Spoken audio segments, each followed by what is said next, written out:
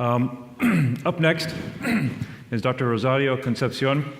Dr. Rosario-Concepcion hails from Puerto Rico and is going to share how he has grown as an individual and physician through the devastation that occurred in Puerto Rico following the recent hurricanes. The title of Dr. Rosario-Concepcion's presentation is Gone with the Wind, What We Lost and Learned from a Natural Disaster.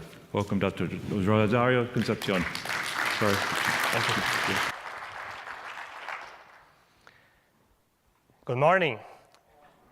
Before we start, I wonder how many of you feel prepared to deal with a disaster. What if I told you that every single one of you is an expert? Would you believe me? Certainly last year, I wouldn't have believed myself, but something happened. I am from Puerto Rico. It is a small island in the Caribbean, home of the most beautiful beaches and people in the world. Puerto Rico got hit last year with one of the strongest hurricanes ever recorded. Maria was a Category 5 with winds of 150 miles per hour that ripped buildings apart and knocked out power everywhere. 100% of the island was in the dark.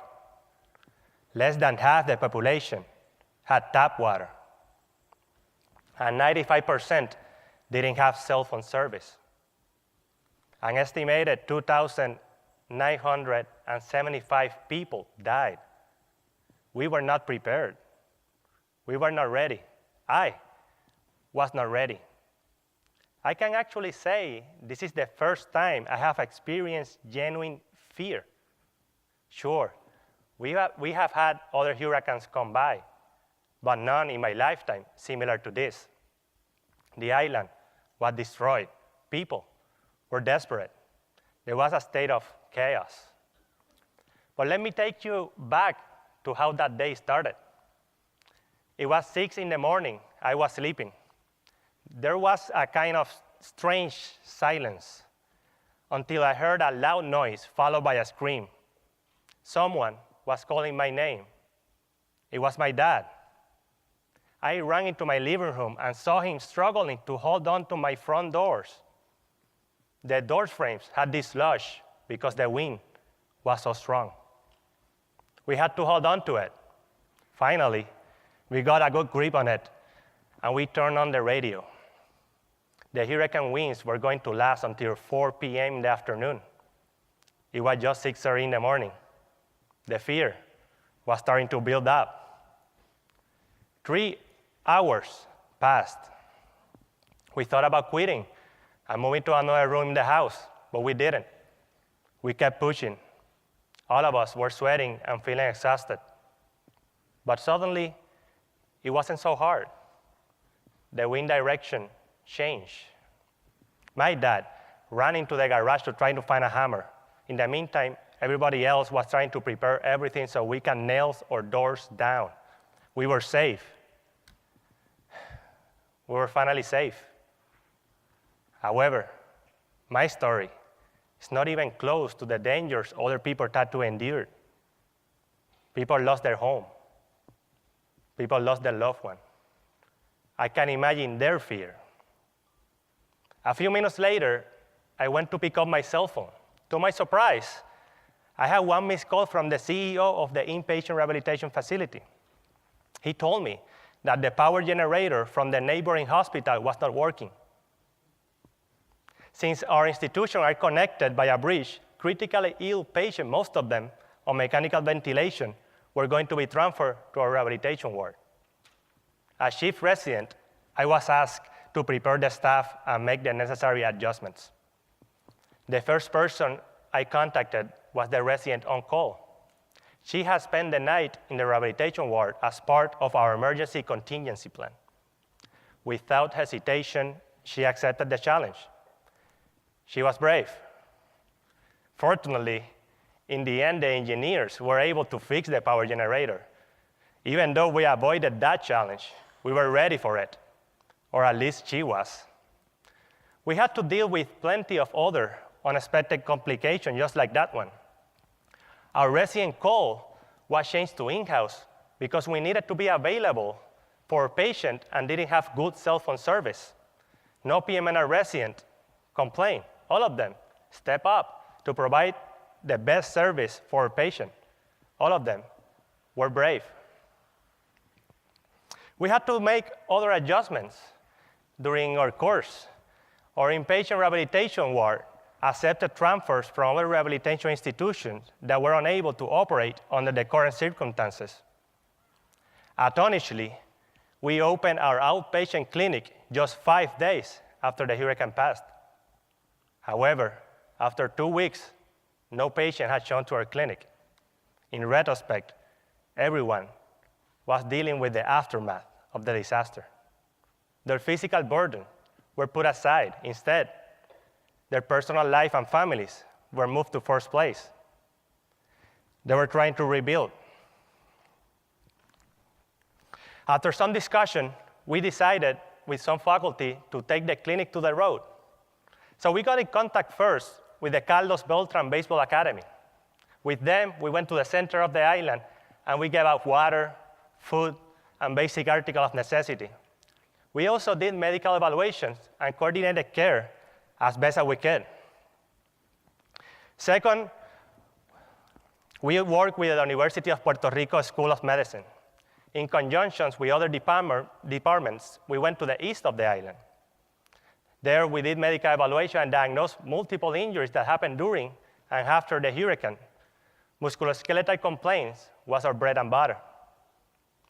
Finally, we work with SER of Puerto Rico. SER is an institution that provides services to people with disabilities and autism. With them, we went on their mobile clinic to different parts of the island. We coordinated evaluation for people with disabilities like strokes and cerebral palsy, just to name a few. Specifically, I remember a girl, 14 years old. She has a history of uncontrolled seizures. Her mother was just driving by when she saw the clinic and decided to stop. Her daughter was recently hospitalized due to status epilepticus that required mechanical ventilation. Her only concern was the poor mobility her daughter developed after the prolonged admission.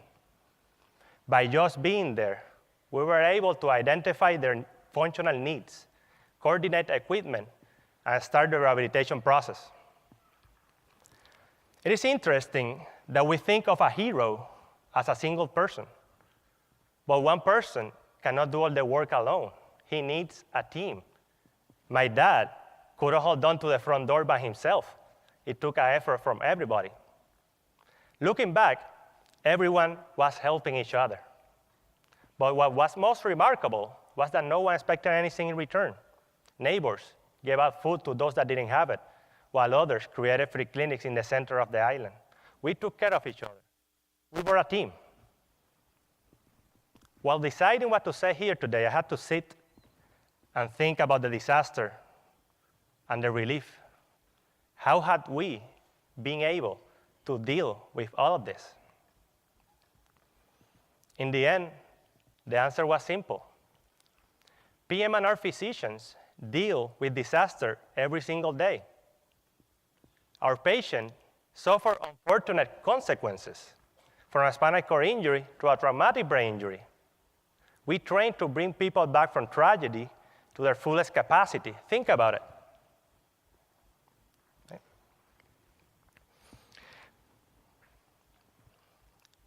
PM&R, sorry about that.